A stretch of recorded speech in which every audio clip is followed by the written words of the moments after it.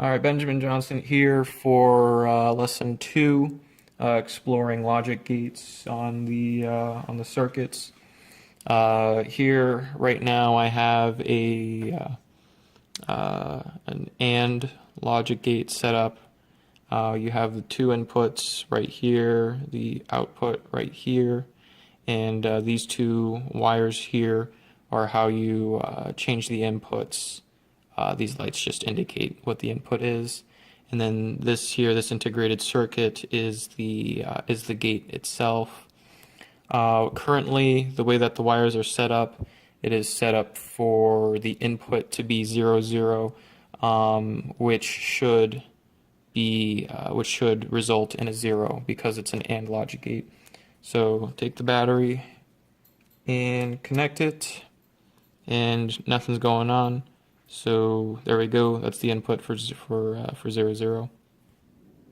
All right. So now I've set it up so that the light on the input on the right is 1. Input on the left is 0.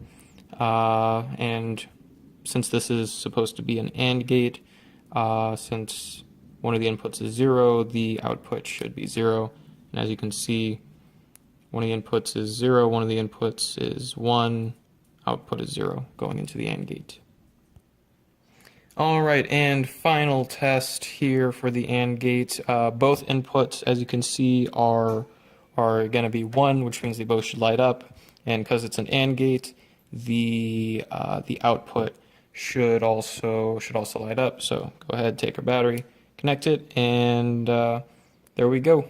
Both inputs are true, and so the output is also true, or logically equivalent to 1.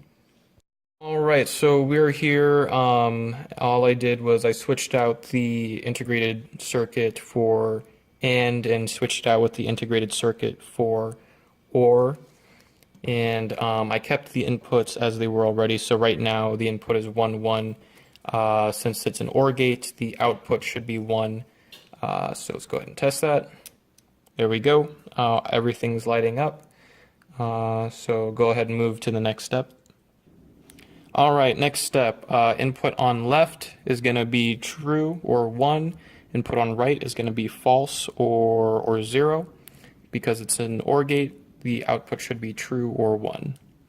And there we go. One on the left is up, one on the right is not, and the output is true.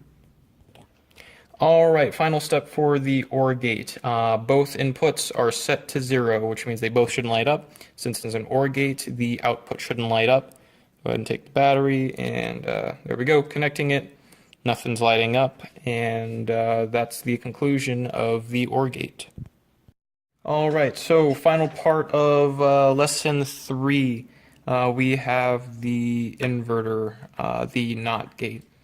And so as you can see, I've got the input over here on the left and the output here on the right, the gate right there in the middle.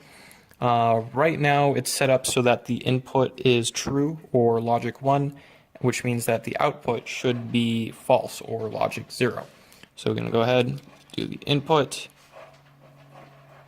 Oops, excuse me, I did that. I said that wrong. So the board is set up currently so that the input is 0 or false and the output is 1 or true.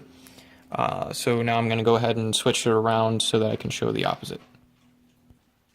All right, and finally we have currently it's set up so that the input is true, which means when it's complemented or knotted, so to speak, by the NOT gate, the output should be 0 or false. And there we go. As you can see, it's lighting up there. And that is the end of the experiment for chapter 3.